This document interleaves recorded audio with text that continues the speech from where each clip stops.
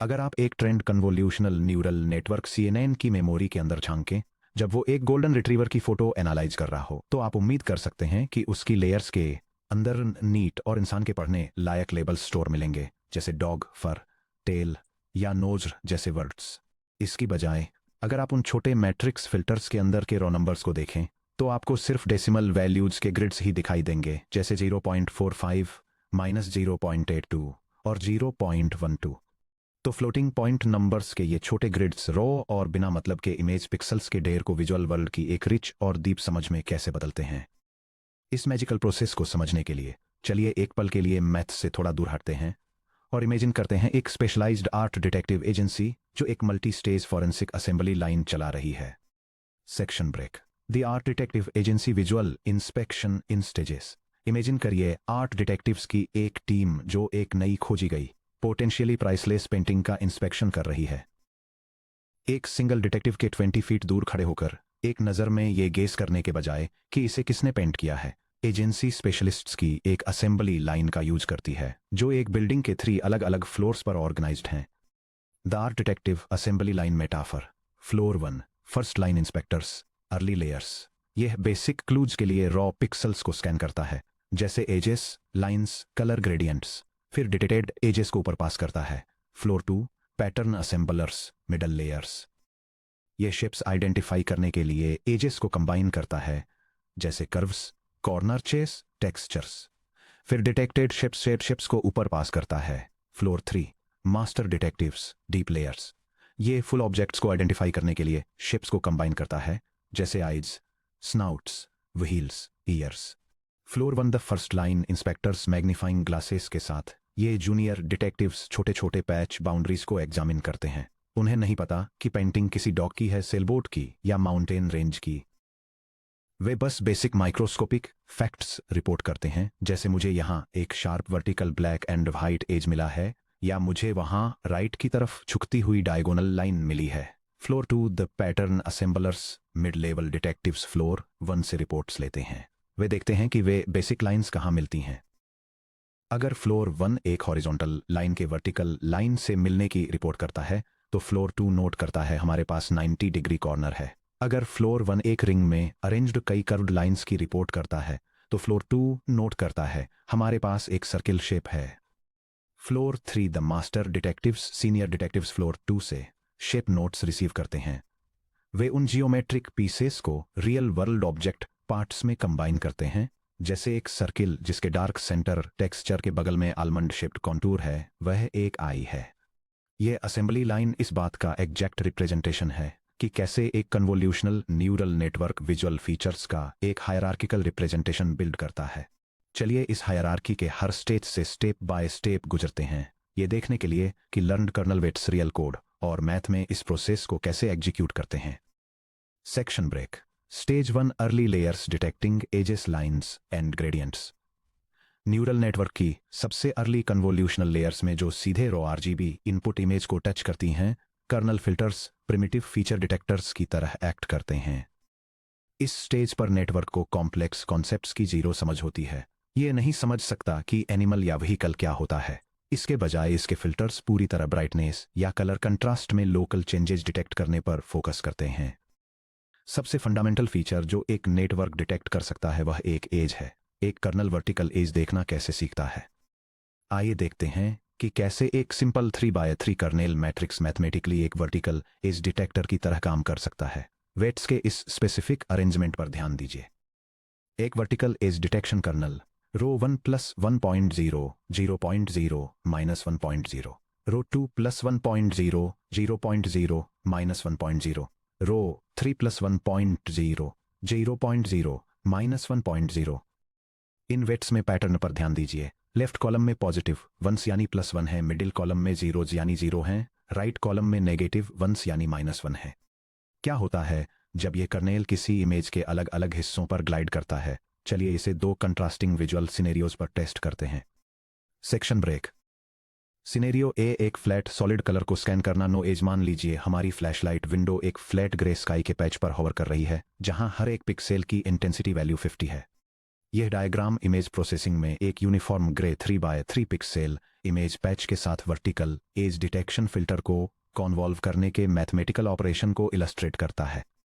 चलिए weighted sum calculate करते हैं। z equals the sum of wx।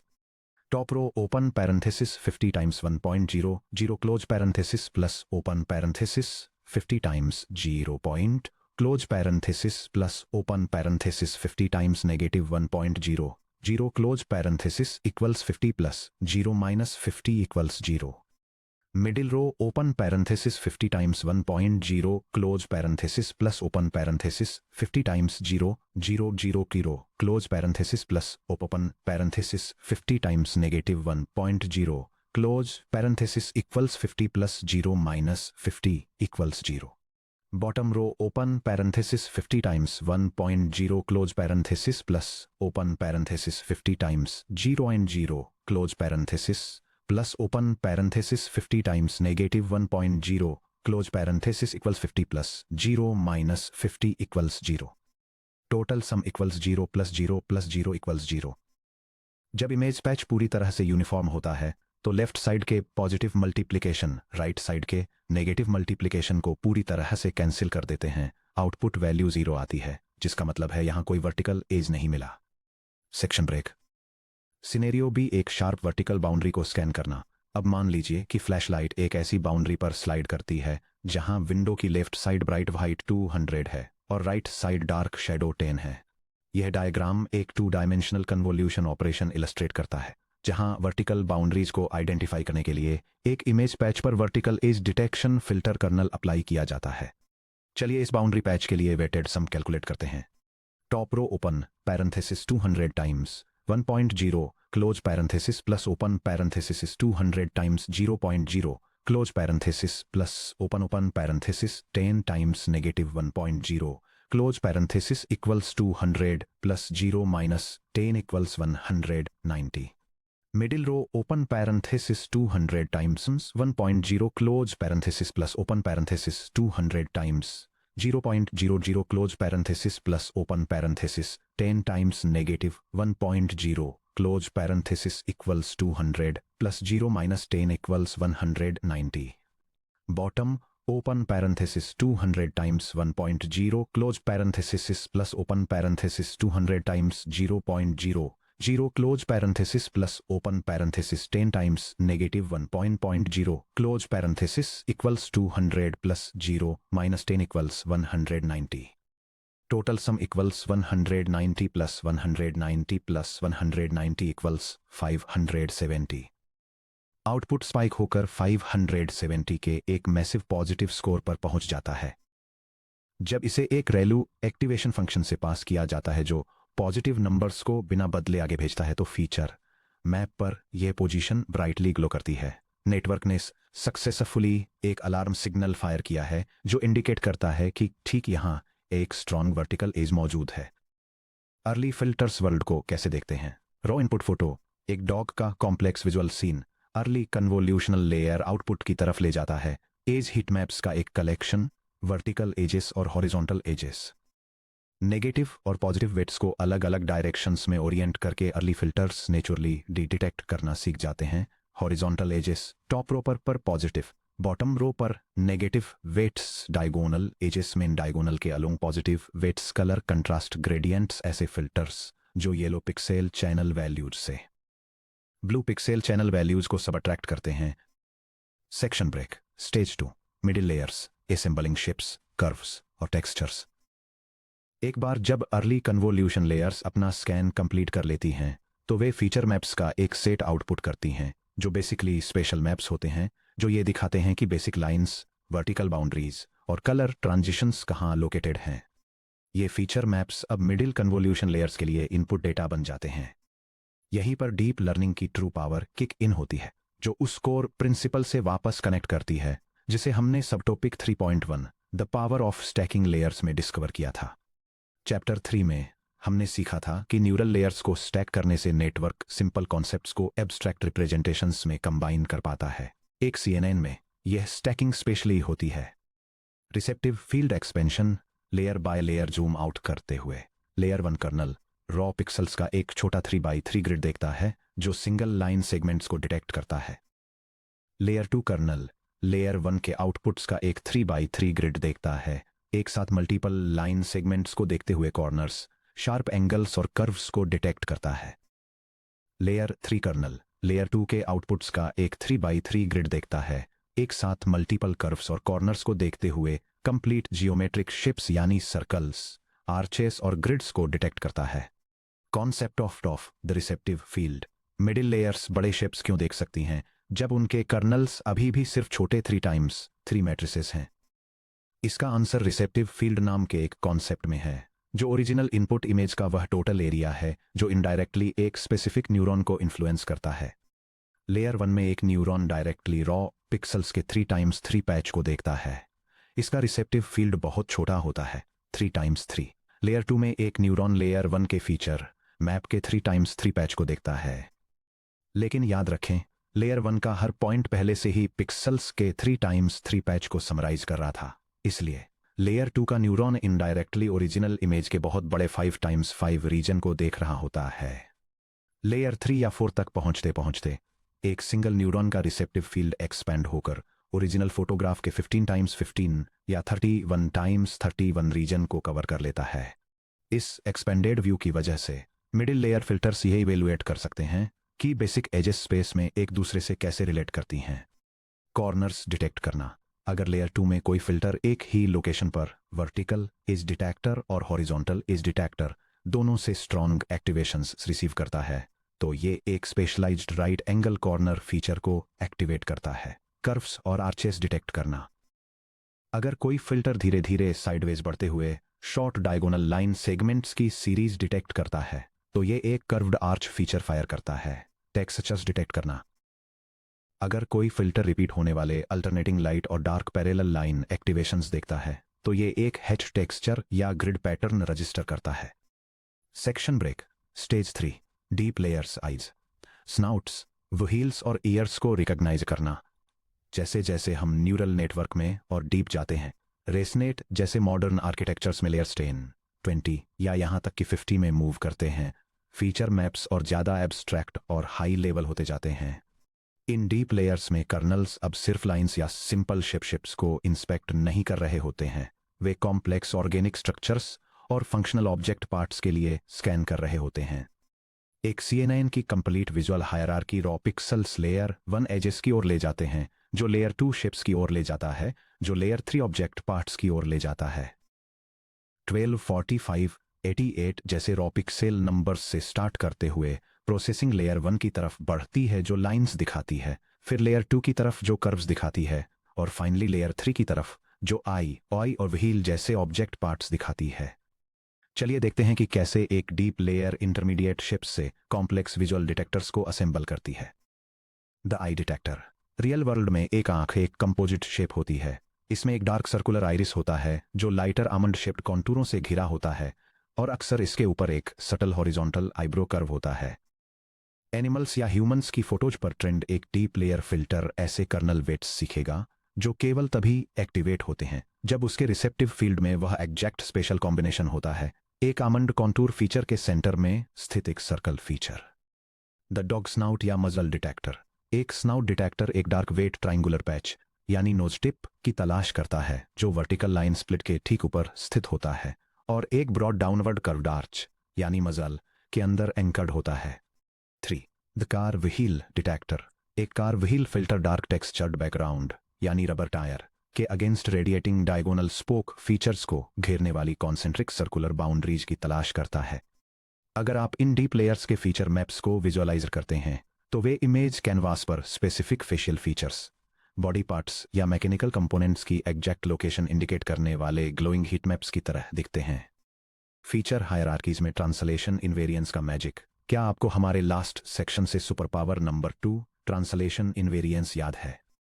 अब जब हम विजुअल हायरार्की को समझ गए हैं, तो हम देख सकते हैं कि ट्रांसलेशन इनवेरिएंस क्यों कन्वोल्यूशनल नेटवर्क को रियल वर्ल्ड रिकॉग्निशन में इतना रिमार्केबली रोबस्ट बनाता है।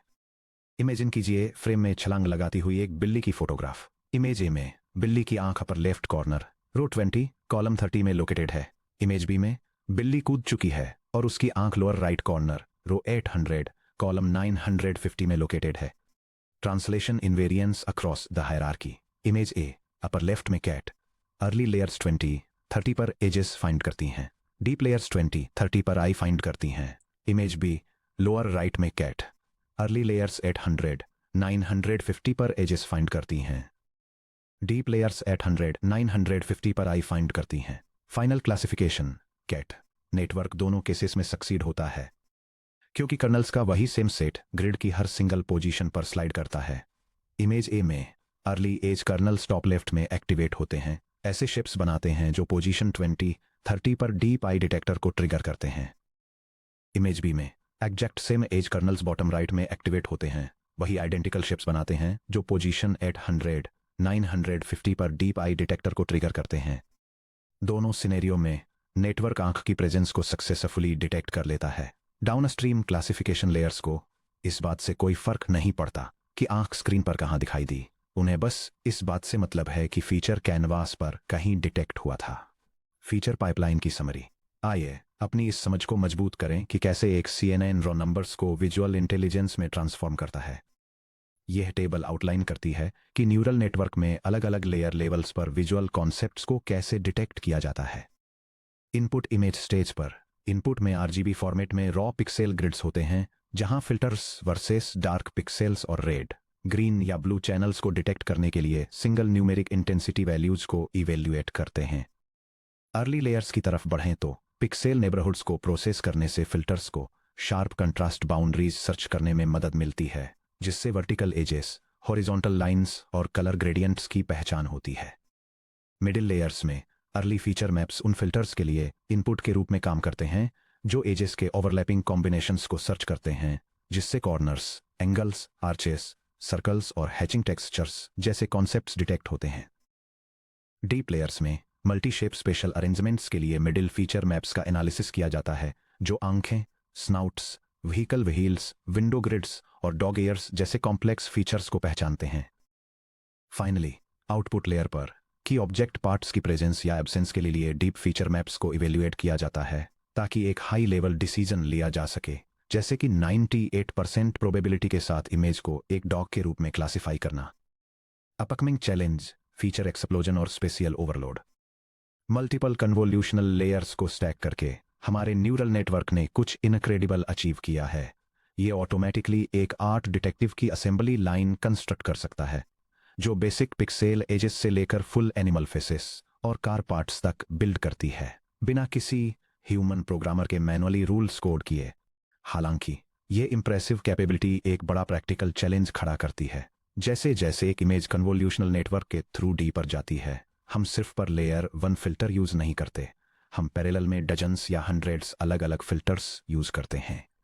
लेयर 1 32 फिल्टर्स यूज कर सकती है जो 32 डिस्टिंक्ट एज हीट मैप्स बनाते हैं। लेयर 2 634 फिल्टर्स यूज कर सकती है जो 634 शेप हीट मैप्स बनाते हैं। लेयर 3 128 फिल्टर्स यूज कर सकती है जो 128 ऑब्जेक्ट पार्ट हीट मैप्स बनाते हैं। अगर हमारी इमेज इन सभी लेयर्स के दौरान अपनी फुल स्पेशल रेजोल्यूशन बनाए रखती है तो हमारा मेमोरी यूसेज एक्सप्लोड हो जाएगा। इसके अलावा इनपुट फोटो में टाइनी 1 पिक्सेल शिफ्ट्स या जिटर्स फीचर मैप्स को स्लाइट पोजीशन चेंजेस के प्रति ओवरली सेंसिटिव बना सकते हैं। हमें इन फीचर मैप्स को समराइज करने, जूम आउट करने, ग्रिड साइज को श्रिंक करने, रिडंडेंट स्पेशल नॉइज को स्क्वीज आउट करने और सिर्फ सबसे इंपॉर्टेंट विजुअल क्लूज को रिटेन करने का एक तरीका चाहिए। हमारे next section 4.4 max pulling, zooming out and keeping the important stuff में हम उस एलिगेंट पुलिंग ऑपरेशन को डिस्कवर करेंगे जो नेटवर्क के हार्ड वन विजुअल फीचर्स को प्रिजर्व करते हुए हमारे स्पेशल मैप्स को श्रिंक करता है।